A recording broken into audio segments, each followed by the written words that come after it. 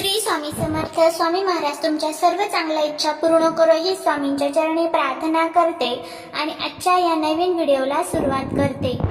येत्या 6 जुलैला म्हणजेच रविवारी आलेली आहे आषाढी एकादशी. आषाढ महिन्यातील शुक्ल पक्षातील एकादशीला आषाढी एकादशी किंवा देवशयनी एकादशी असे म्हटले जाते. आषाढी एकादशीला भगवान विष्णूंची पूजा केली जाते आणि उपवास केला जातो. असे मानले जाते की या दिवशी उपवास केल्याने सर्व पापांचे निवारण होते आणि मोक्ष मिळत असतो. आषाढी एकादशी निमित्त वारकरी मोठ्या संख्येने पंढरपूरला पायी चालत जातात आणि विठ्ठलाचे दर्शन घेतात. आषाढी एकादशीच्या दिवशी भगवान विष्णू योग निद्रेत जातात आणि यालाच चातुर्मास असेही म्हटले जाते. भगवान विष्णू हे योग निद्रेतून गेल्यानंतर ते कार्तिकी एकादशीला म्हणजेच देव उठणी एकादशीला योग निद्रेतून बाहेर येतात आणि पुन्हा सृष्टीचा कारभार हाती घेतात. आषाढी एकादशीचा हा दिवस अत्यंत पवित्र आणि शुभ मानला जातो. म्हणून या दिवशी भगवान विष्णूंच्या पूजेसोबतच काही प्रभावी उपाय देखील केले जातात. आज या व्हिडिओमध्ये मी तुम्हाला एक अतिशय प्रभावी असा उपाय सांगणार आहे. रविवारी आषाढी एकादशीला या झाडाला नक्की स्पर्श करून या. शत्रू तुमच्या समोर गुडघे टेकवेल. 7 पिढ्यांचं दारिद्र्य नष्ट होईल.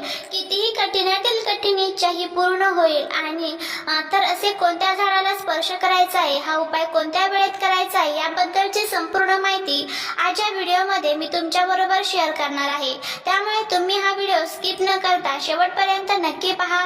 चॅनलवरती नवीन असाल तर सबस्क्राईब करा आणि असेच माहितीपूर्ण नवनवीन व्हिडिओ पाहण्यासाठी बेल आयकॉनला प्रेस करा. जेव्हा कधी मी नवीन व्हिडिओ अपलोड करेल त्याच नोटिफिकेशन तुम्हाला मिळेल आणि तुम्ही एक पण व्हिडिओ मिस करणार नाही. त्याचबरोबर कमेंटमध्ये श्री स्वामी समर्थ लिहिला अजिबात विसरू नका, जेणेकरून स्वामींची तुमच्या कुटुंबावरती मुलांवरती भरभरून कृपा होईल.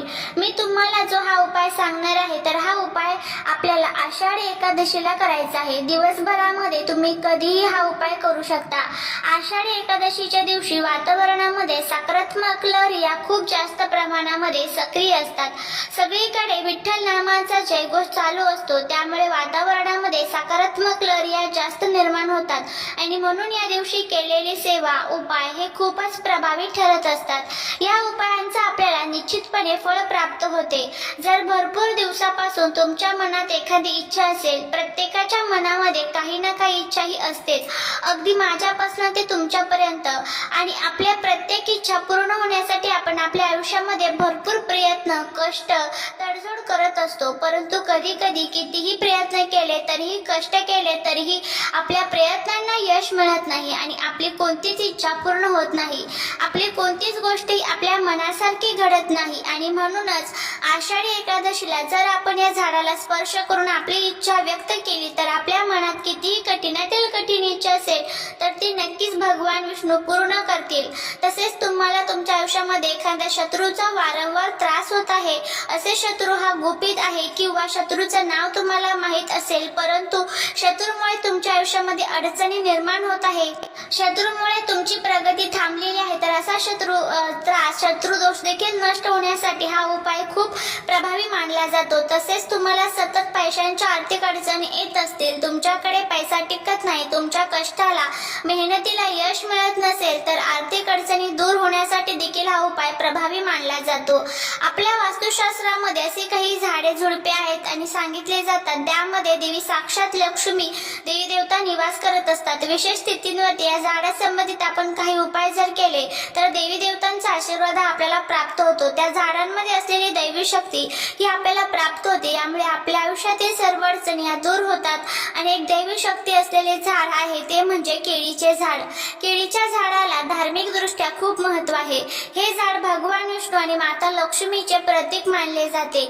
म्हणून आषाढी एकादशीला या झाडाची पूजा केल्याने घरात सुख आणि समृद्धी येते. आषाढी एकादशीच्या दिवशी या झाडाची पूजा केल्याने भगवान विष्णू प्रसन्न होतात आणि भक्तांच्या सर्व मनोकामना पूर्ण करतात. आणि म्हणूनच आपल्याला आषाढी एकादशीच्या दिवशी सकाळी स्वच्छ स्नान करून आपल्या देवघरातील देवांची विधिवत पूजा करायची आहे. धूप, दीप, अगरबत्ती लावून वातावरण प्रसन्न करायचं आहे.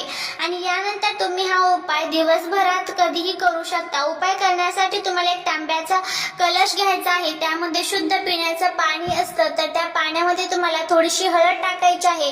त्यानंतर एका वाटीमध्ये तुम्हाला थोडासा गूळ आणि थोडीशी चणा डाळ घ्यायची आहे. यानंतर तुम्हाला एक शुद्ध गाईचा तुपाचा दिवा प्रज्वलित करून घ्यायचा आहे. या सर्व वस्तू घेऊन तुम्हाला केळीच्या झाडापाशी जायचं आहे. तिथे गेल्यानंतर तुम्हाला सर्वात प्रथम दिवा प्रज्वलित करायचा आहे. त्यानंतर हे जल तुम्हाला त्या वृक्षाच्या मुळांना अर्पण करायचं आहे. चणा डाळ आणि गूळ हा त्या झाडाच्या मुळापाशी ठेवायचा आहे. यानंतर तुम्हाला या झाडाला 7 प्रदक्षिणा मारायच्या आहेत. प्रदक्षिणा करत असताना ओम नमो भगवते वासुदेवाय नमः या मंत्राचा जप करत राहायचा आहे. आणि यानंतर आपल्या उजव्या हाताचा स्पर्श करून आपल्या मनातील इच्छा ही व्यक्त करायची आणि ती पूर्ण होण्यासाठी दोन्ही हात जोडून भगवान विष्णू आणि माता लक्ष्मीकडे प्रार्थना करायची आहे.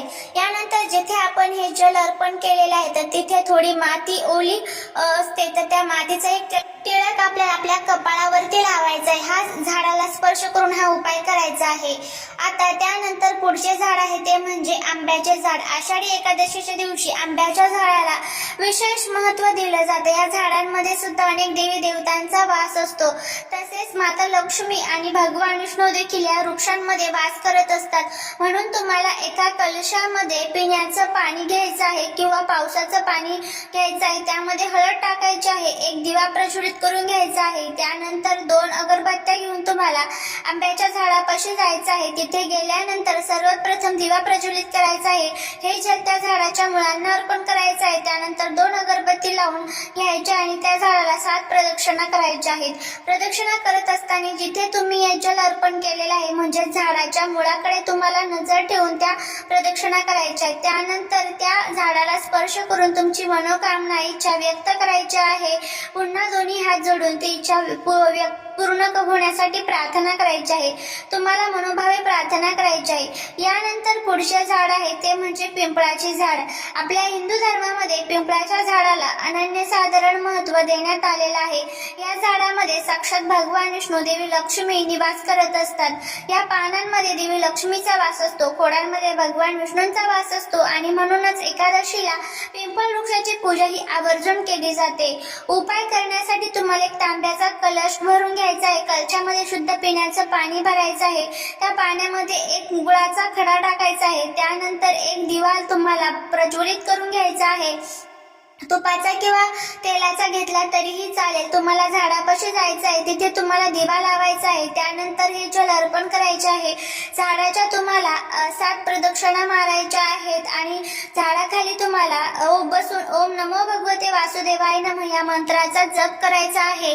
त्याचबरोबर झाडाला स्पर्श करून तुमची जी काही इच्छा असेल ती इच्छा तुम्हाला तिथे व्यक्त करायची आहे.